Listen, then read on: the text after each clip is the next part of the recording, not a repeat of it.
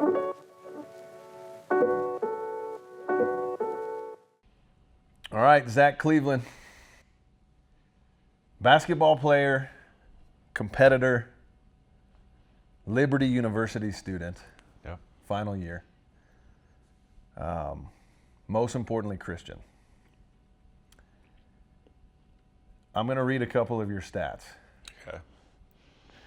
We're going to have some fun. Yeah, we are. This is going to be good. But I'm going to read some of your stats. Okay. I'm going to ask some questions.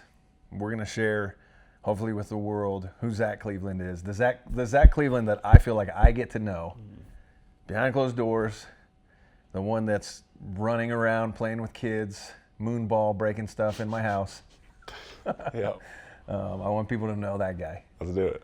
So this is cool. Lou Henson Award finalist, Conference USA Player of the Year 2025 to 2026 season, 3-time All-Conference USA selection, averaged 12 points per game, 7 rebounds per game, and 7 assists per game. Top 10 nationally in assists, number 1 in the country in assists as a forward in the past 2 seasons. I don't know why I just got goosebumps. That's cool. I appreciate it. What stands out to me are the assists. Mm-hmm. Most people want the ball. You're dishing it out. Yep. Why? Well, first off, I have to credit my teammates. I mean, you only get the assist if they make the shot, of course. Sure. But Sure. I think going back to my childhood, I always remember the want to and the desire to kind of share the ball. I remember playing on the Wii. I was playing Madden, and every time I'd be by myself in the basement playing, and I would want to make sure that every single one of my receivers got a touch. And like I would never let one guy have too many yards. I would always make sure everyone kind of had equal amount of touches and equal amount of yards. So that's just something I think that's always stuck with me. And I think God instilled a desire for like that compassion and like to want everyone on my team to do well. Yeah. And I think it's a unique characteristic. It's just whether than a dunk, whatever it is, like a good pass is definitely my favorite thing to do in basketball. That's awesome, man. Yeah. That's great. Okay. That's a teammate's dream. Like, come on, man. Don't you have that twitch? You have a little itch you need to scratch? Dish the ball out. Here we go. Mm-hmm. All right. So where we're at in time, you just finished your last season, Yep. 4th season. That's right. But an interesting space in time where the NCAA is going through a ruling that might allow you to play one more year. Mm-hmm. Let's say you don't. Let's say you move forward and you go through the NBA tryouts. The facts are you're 6'7". Mm-hmm. I think out of your own words, out of your own mouth, Mm-hmm. statistically, you haven't shot as well as you should. Mm-hmm. If I'm an NBA coach and scout, why am I going to pull you on my team? I think it's the intangibles. I think it's very unique in basketball today to have a guy who is willing to star in his role that isn't the biggest points per game, the all-star. I mean, there's 5 guys on the court, so not every guy is going to be the one shooting. I think what's unique about me is my will and desire to just star in my role. I mean, I think like yes, it is unique, all the different things I can do, but I think you can put me on the floor with anyone, and I'll help impact winning. I've done it my whole life, been on winning teams and winning programs, and I don't think that's a coincidence. I think it's just been, you have to kind of humble yourself and know that there's a role and there's a place for me on a team, whether it's rebounding, whether it's defending, whether it's passing. Yeah. Being able to do all those different things and have the not the ego to want to do more. Yeah. And just being okay with doing the little things. And then just from like a leadership standpoint and just the program I've been in the past 4 years, I think it's really helped me be a great teammate, and that's helpful to a team. I think being able to serve your teammates, being able to sacrifice your own minutes, sacrifice your own ego, pride for your teammates is something that Coach McKay from Liberty has instilled in me, and I think that would be beneficial to a lot of different teams. Yeah. I like that. I would say, in my words, and then maybe like in my experience, being in team sports, like you're a true team guy. Mm-hmm. You want everybody to succeed. You want everybody to have fun. That's priceless, and it's powerful. Yeah. And obviously, I mean, you proved that. Number 1 assist as a forward. That's tremendous. Mm-hmm. Yeah. I mean, I've on-court stuff speaks for itself, and all the teams kind of know what my ability on the court is. But I think the off-the-court stuff is stuff that kind of will push me to succeed at whatever it is. Yeah, and I think as like a consumer of sports, I think most people don't recognize how important the locker room, like how important that is, how somebody shows up in the locker room, how impactful that is for the team as they go out and then play, and then even when they're done playing, like what is that like? 100%. Yeah, it's interesting when you're in the spotlight, you have critics. Yeah. What would your biggest critic that doesn't know Zach Cleveland say about you? What do you think? I think someone just looking from the outside that doesn't really know the inside reasoning it'd confuse them why after maybe a loss or a bad game, while I'm still out shaking hands on the court and talking to the other team with a smile on my face. I think someone could take that the wrong way and think, oh, Zach doesn't care about winning enough. He's not a real competitor. Look at him smiling when the game's over. But what they don't realize is, I think over the past 2 years, it's just been, God has showed me that I've realized and understood that God doesn't care about the outcome of the game. He cares about how I present myself and am I glorifying Him. And the statistics, the win isn't glorifying Him. It's how I'm presenting myself. And I think after a loss is the best way you can do that, because it kind of confuses people. And it's like the other team, when I'm talking to them and we're praying after the game together, it's like, why is this guy just lost? He should be upset. Yeah. But it kind of creates a wonder and a questioning in those people of like, why is he like that? And I've actually gotten questions like, where it's a chance to share the gospel and share my why of why I'm not. Of course, I get to the locker room and I beat myself up about it and watch film and I'm one of the most competitive guys you'd meet. But I think someone could take it the wrong way, seeing me, trying to be joyful after the game, after even a loss. But I know how important that is and the opportunity that's there to show God through yourself there. That's great.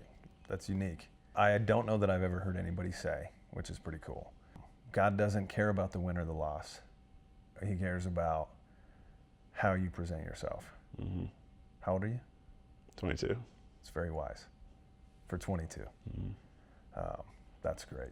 Okay, so now, what would your biggest critic that is correct, that does know you, what would they say about you? So you're going to, self-incriminating. Yep. I have been, in my especially college career, I have been guilty of caring too much about what other people say about me, whether it's fans, whether it's coaches, it's people, just random people. Yeah. And I think that's kind of, it's been a hit on my confidence. Like confidence kind of goes up and down, and kind of just like a fear of embarrassment or fear of like what other people are saying. Mm-hmm. So I would say that is something that I continue to work on and kind of figure out and navigate through my college career. And you want me to go into how I've kind of gone about that? Yeah, absolutely. I think the first thing was, like I told you, I just found myself just kind of stuck on what random people would say. You as college athletes, you go on Twitter after the game and you see people after a bad game, and you just see people hating on you, calling you this and that, and that stings. And I think if you let it, right. And I mean Proverbs 29:25 says it's dangerous to be concerned with what other people think about you, say about you, but if you trust the Lord your God, you're safe. And it really stuck with me. And I think the first thing I had to do when I was just praying about it is I had to forgive him, because when you're offended, it just grows and grows and grows, and the more you try to push it away, the more it grows. And so I think pride, for especially men,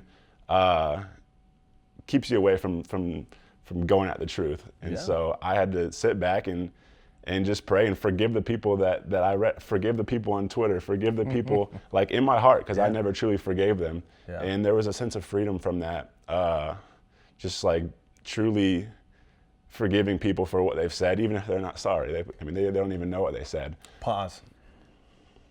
Maybe so. Some of the people that are watching this, they're Christian. They understand what you're saying. Some of the people might be on the fence. Some of the people are like, nope, it's not my thing. But Zach Cleveland seems like a nice guy.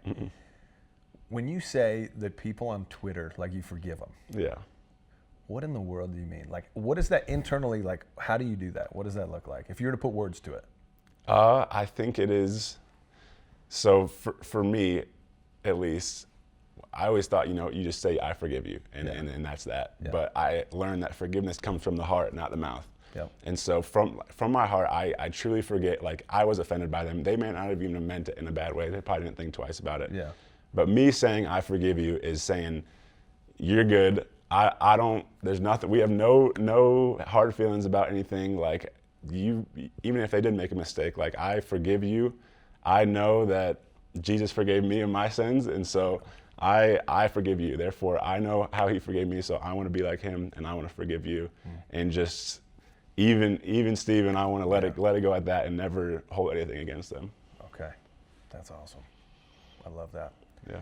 Okay, so is there anything more to that? Anything more to how you're keeping your testimony, or how you're, I think, just staying on in your internal spiritual life when it comes to playing in the spotlight, being in the spotlight? You really do have to hold yourself to a high account. I mean, I've been blessed to be a leader on my team, and so other guys look at me. Yeah. So if they see me looking on Twitter after the game, they're going to look at Twitter after the game. If they see me reacting to what people say about me, they're going to do the same thing. And so I think it is tough sometimes being in the spotlight, being like proclaiming yourself as I am a Christian, and then people look at that, and you have to hold yourself to a high standard. And that's not saying I'm not going to be human and mess up and fall short, but just having that just desire and running the race to be the very, very best I can. And so yes, there is pressure. You have to hold yourself in a high way, and whether that's at the grocery store, whether that's getting ice cream, there's always kids watching. I think that's something I've learned, is just realizing that there's always someone watching, and even if it's just like, let's say we lose and I'm in a bad mood after the game, and some kid comes up to me and asks for an autograph, that could be my only encounter with that kid or that parent, and it's like, what do I want people to like leave with when they meet me? And so you have to take every little situation, every conversation very serious. Yeah. And it's tough, but I think it's something that it's very worth it. Yeah. Yeah, and I would say, funny, especially after this weekend, you've spent time with my family, my kids. My kids are going to be watching everything you do. They're big fans of yours. And people don't think about that enough. So I appreciate that. Yeah. I want to talk about playing in freedom. Okay. Man, sports, psychologically very challenging. A lot of people, and there's some books written about this, say in order for them to psychologically succeed, they have to pull out this dark side. And it's almost where they shut themselves down completely. How do you play in freedom? What is your journey like? Do you have any stories or any examples to help people understand, like, hey, this is my go-to, and how I don't get consumed by that, and how I maybe don't have to go to the dark side? Yeah. Well, I'll first start by admitting, like, I have tried that, and I've been there, and it might work for a little bit, but it's not going to last. And I guess to put it to people out there, I think when you identify, like, when people ask, what do you do? If I say I'm a basketball player, that's not the right way, because basketball is all over the place. Basketball is going to be here, basketball is going to be here, and your life's going to be a roller coaster, and mine was. And I'm like, this is not a way to live. And so I think I had to really take a step back from all of it and be like, what do I want my identity to be? And it doesn't have to be complicated or confusing. Like, I'm a child of God, and that's going to keep me right here no matter what, because good game, bad game, I'm right here. That's right. And so at the beginning of the season, I was in a bad place with it. I was not confident. It was preseason. And I'm like, I don't want to. And you're saying this season, your fourth season, so you've been through it. Oh, been through it, been up the ups and downs, and I'm like, I don't want to play this year. I want to quit, honestly, because I was struggling so bad with the mental side of it. And I remember just like reading Romans and praying a little bit, and I'm just like, I want to be like, God, please, like I can't do this. I want to enjoy this. I don't want to be chained by the opinions of others and in the fear of like embarrassment. And in Romans it says we're no longer slaves to sin, but slaves to righteousness. And so like those just chains and handcuffs that I was in, just like if you just pray and ask God, like we're free from that. Like we are free from that. But you do have to take an active step, because if I'm here, in my chains of fear, chains of embarrassment, if they're broken, but if you don't take a step out in that freedom and exercise your freedom, you're still in the same place that you were before. So I think for me, that was just losing myself and into others. And I think the beginning of the season, I was like, well, if I'm not in a good place, like I'm gonna make sure every single one of my teammates is gonna have a good year and have fun. And it was like the more I gave myself away, the more I truly did find myself and find that joy.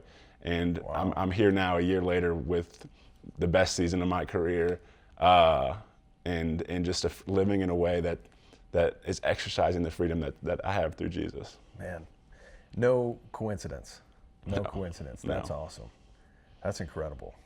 Years ago, being an athlete, I wish I would have been able to have a piece of that. Because you see in baseball. I mean, baseball I think is most notable, hitting slumps. Yeah. And I've been in the position, and I don't know if you've ever been with this, with like just shooting a free throw. It's like almost like you forget how to throw a ball. Yep. You're like, I'm sorry, what is happening? Yep.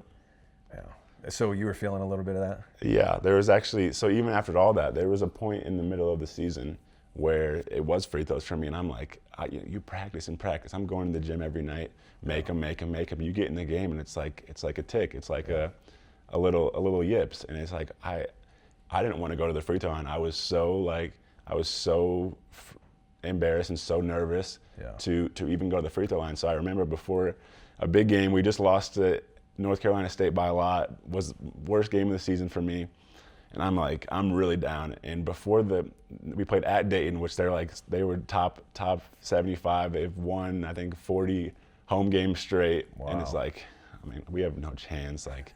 We're going to this. Yeah. Old assistant coach meets me somehow. He lived in the area, so he showed up at the hotel, and this was one of my favorite coaches.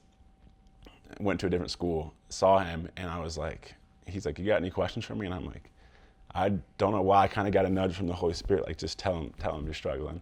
And I'm tearing up a little. I'm like, I'm going through it, and I don't know what to do. Like I'm in a dark place, and I'm in the slump, and I don't know how to get out of it really. And I know so often we pray to get out of things when sometimes you just got to sit there and let God work you through them. Mm-hmm.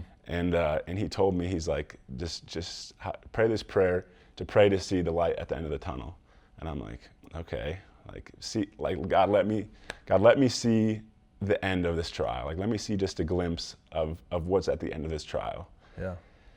And I think a really important part of that, he told me, he's like, but don't, he's like, just recognize you prayed for a glimpse, not the whole thing. No. And so next game, this is the next day in Dayton, I feel like I'm playing, it's going well, going great. I'm feeling really confident, things are going well. It's 40 seconds left in the game. I think we're up 1, and I get fouled, 2 free throws. Mm. Or we're up 2, I get fouled, 2 free throws. Okay. Oh wow, that was a quick test turnaround. Missed the first one. Oh, I'm like, I'm gonna miss this. Like, we're gonna lose, and it's gonna be in the free throw. Yep. I make the second. They come down, score 2, and we end up winning by 1. Oh my. And after the game, I just started like it was the glimpse. It was like I felt what it's like to be at the end of that trial, playing in confidence, playing in freedom, and I made a free throw to seal the game. And I just, was balling after the game. It was a really cool God moment. So I think if anyone's watching that's going through something, and when you are, just just pray for a glimpse at the end of the trial. I want to take a moment to share with you what we're trying to accomplish here at New Everyday Inc. Our mission is to create and grow a culture where talking about being made new every day, praying and fasting, and so much more becomes the norm. These are meant to be conversation starters. So please, hop on neweverydayinc.com, join our community, and check out our latest collection. Man, that's beautiful. You took me back to an action time there. There's another one. I cannot remember who you were playing. You had a buzzer beater. Yeah. I remember watching that play. Who was that against? New Mexico State. New Mexico State. Yep. The ball was out, started on the sideline. Yep.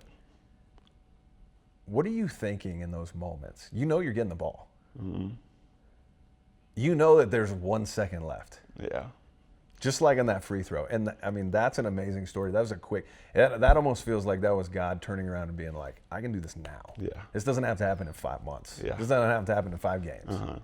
Uh-huh. Which is just how merciful he is. Mm-hmm. Going back to this play, you know you're getting the ball. You know you're the chance. Mm-hmm.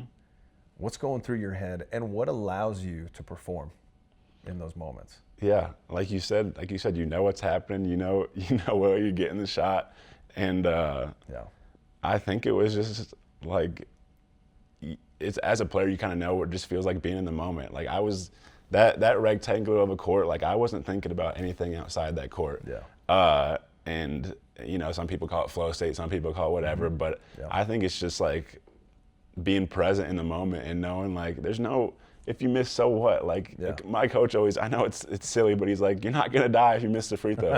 Like, Yeah. what's the worst thing that happens? Yeah. I'm like, I'd be like, Coach, what if I airball? He's like, so what? Yeah. Think about that. If missing, striking out, getting embarrassed, like if that's my biggest problem in my life, I'm living a great life. Yeah. So I think just perspective helps me in those moments. Yeah. Yeah. That's a great answer. Okay. All right, switching gears. Yep. Here's a fun one. Okay. If you were to be a mix of any two people, doesn't matter who it is. Yeah. And it's not, it could be their character, it could be their abilities. Yeah. Other than mom and dad, Yeah. which you are a mix of them. Mm-hmm. Who is it? Okay. I thought about this a little, and this would be my genuine answer is Tiger Woods. Okay. For golf purposes. Yeah. Okay. I know there's some like controversy going around. Yeah. Tiger Woods for golf purposes, and then Gordon Ramsay. Let's go. You're telling me I can cook and golf? Oh, man. I mean, if I'm not playing sports, I'm set. Yeah. I'm just like I'm golfing and I'm living a good retired life. I was gonna say that's the retirement. Yeah, life. yeah, yeah. So that's what I would say. All right. Wow. That's pretty cool. Yeah, Gordon Ramsay yeah, and Tiger. We blessed Tiger. yeah, He's, Tiger, my son, 8, just about to be 8 now. I mean, we watch Tiger every night, mm-hmm. and sometimes we all have hard times in life. Amen. That's okay. Yeah, I've had it. They're just not publicized. yeah, Okay, so most people watching this, they're the Rocky Balboas. We call ourselves in our community New Every Day, like we're like the Rockies. mm-hmm. We've gotten knocked down so many times. yeah, And so these people have gotten knocked down a lot. mm-hmm. And for some reason, they just keep getting up. And they're probably watching this because they like to learn from other people. Like, okay, what does it look like when they get up? Mm-hmm. Overcoming adversity. And not, you've already talked about it's not really coming from the dark side, but maybe what is it, or do you have any experiences that you can share that like those Rocky-like moments that somebody else could kind of latch on to and be like, oh, that's really helpful for me? I think it's just simple. I think it's mindset things. I think, like you said, everyone falls down. Everyone falls down, and even the Bible says a righteous man falls down 7 times, but he gets up. He gets up every time, and I think that is what separates you. That is what's gotten me to where I am. Is can you get up? And everyone would say before they fall, I'll get up. Yep. But it's when you're on the ground, when you feel like you got nothing going for you, can you keep going? Can you take that next step? is the difference. That's what's gonna it's because what's comfortable, what's easy is to stay down, and you know, and for me, I've done plenty of times where I play the victim and just blame it on other people, blame it on coaches, and I guess it just reminded me of a little of like the story of Joseph and how I'm not going to go into the whole story, but God promised him something, and everyone else around him tried to stop him from that. Yeah. I mean, he got thrown in a ditch from his brothers. He got falsely accused of stuff, but he eventually got where God had him. And I think once I realized that nobody else can take you out of the will of God, it eliminates all your excuses, because you don't have to worry about the coach that's not playing you. You don't have to worry about the teammate you don't have to worry about the person that's lying about you. When you're in the spotlight, there's going to be people that don't like you. That's right. And there's going to be people that try to tear you down. And I don't worry about that anymore, because I know that they don't have the power or the authority that can take me out of what God has for me. Yeah. And so I think just removing the excuses helps you get up, and knowing that it really is, are you going to do what you said you're going to do long after the fact? So, man, I've gotten goosebumps like 6 times in our discussion. It's funny because you find high achievers, and you said it self-admittedly, and I'm the same way. I am so good at making excuses. Yep. Oh my goodness. It's almost fun. Yeah, it is an art and a science. Yeah. Man, that's great. But nobody can stop you from the will of God. Nobody can stop the will of God from happening in your life. That's powerful. That's really powerful. Okay, another fun one. Okay. If you were to do something else, if you weren't a basketball player, different life, parallel side. It could be sport, it could be anything. Like, what are you doing? What are you? I think I've always said this. I think I would want to be some kind of musician or singer.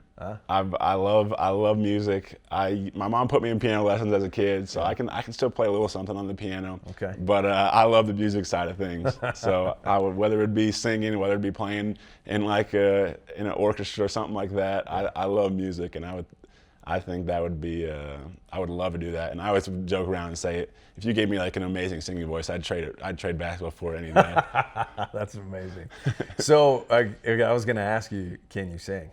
I do sing. I can't sing though. Okay. Yeah. I couldn't do an a cappella thing, but if you gave me a little music in the background, I could do a little karaoke. Okay. All right. We'll have to hit some karaoke then. Yeah. Maybe we'll get it on video later. All right. Last thing as we're wrapping up. We've talked a lot about mindset. We've talked a lot about overcoming struggle, who you are as a player, who you are as a person. I think lastly, what I want to ask you to hear it from your mouth, your words, why the whole Jesus thing? Like for some people it's really hokey, and I totally get that. For some people it's all they've been programmed to know. For others it's we found it somewhere in the middle. But if somebody were to come up to you today and say, "Hey Zach, I know you're about to go play golf with these guys from the New Everyday Crew, but I need to hear from you, like, why do you follow Jesus? Why should I?" What would you say? I think it might not be simple to other people, but I think it is simple. I think I've tried doing it on my own. Yeah. And I've failed and failed and failed and failed. And I don't think it's a coincidence that, like, none of that stuff, none of that, whatever it was, whether it's partying, whether it's like, it's not fulfilling. Like, if sin was fulfilling, you wouldn't keep doing it, you know? Sure. And I just found myself going back to the same things over and over, and I was in a terrible spot, and I still remember multiple times, like, it's not just a one-time thing, but just calling on the name of Jesus and just sitting there broken, and I just felt his hand on me and just lifted me up over and over again, just helping me get up. And so that's my why, is I would never want to do this on my own, and I can't do it on my own. Yeah. I believe that God has created each one of us uniquely and for a purpose. And as a competitor, I want to be the best Zach Cleveland I can be. I don't want to miss out on anything that God has for me. Wow. And I know that I could. It's easy. It's comfortable to sit in your room all day, play video games and not interact with people. It's not easy to take your headphones off and have a conversation with someone and I fall short of that. But I think just the desire and continual just striving after to be the person that God created you to be is my why. And I think I would just encourage everyone just to give it a chance. Yeah. And I don't think, like, if you truly believe in your heart, like you're gonna hear him. He's gonna answer you because he's alive and well. So yeah, man, that's and you said something in there that stuck out to me, and it stood out to me. It was you've felt him lift you up, and I think if I can remember back to the beginning of my faith journey, I couldn't even identify with that. What do you mean God's gonna lift me back up? What do you like? I don't understand. Like, he's not here physically lifting me up. Expand on that for me real quick. Like, how can people identify with that? Or what was the switch as to where, like, you really felt that, like, that was real for you? Yeah, I mean, there was a point in my life where I couldn't even go to basketball practice because I was so anxious and had so much anxiety and lies from the enemy of, like, what, and self-doubt, where, like, my head was just spinning and spinning and spinning. Yeah. And I just remember praying a prayer, like, God, please, I can't live like this.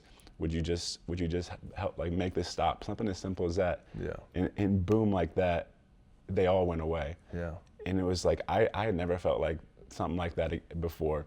And it just took a leap of faith to believe that you would even pray. And like, I wasn't a strong believer then. I barely kind of, like, my parents went to church, but I never really had my own faith. And so taking that leap of faith and just saying a prayer and asking for help, I think as humans, and especially men, like, we want to do it all on our own, and we want to try and do it all ourselves. But I think just, like, that's what I mean by him picking me up, is I was struggling, and I was at the lowest of lows, and he was always there to help me. Yeah.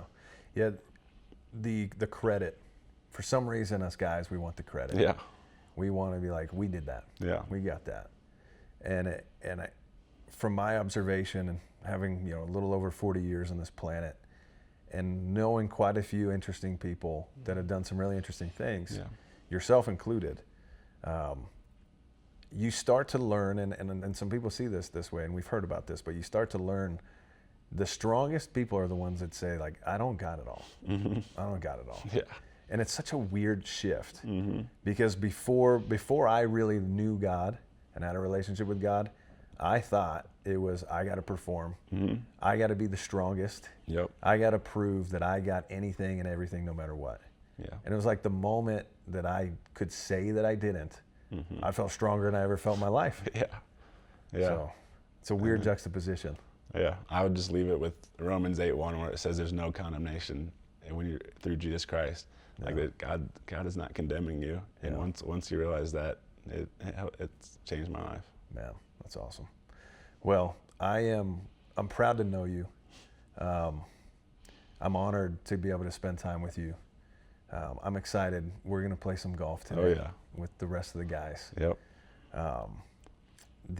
I'm thankful for the care and the tenderness that you've had with my little kids. They're big fans of yours. I think more importantly to your whole story is, like, I'm thankful that you live your faith so outwardly. In all of our conversations that we've had, I mean, you're like, this is what God says.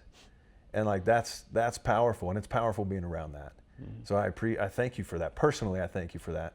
But I think more so, I am so excited. You've been on this planet for 22 years. Dude, the planet is going to benefit from you being around for much longer. I appreciate it. So whether it's in the NBA, whether it's, who knows?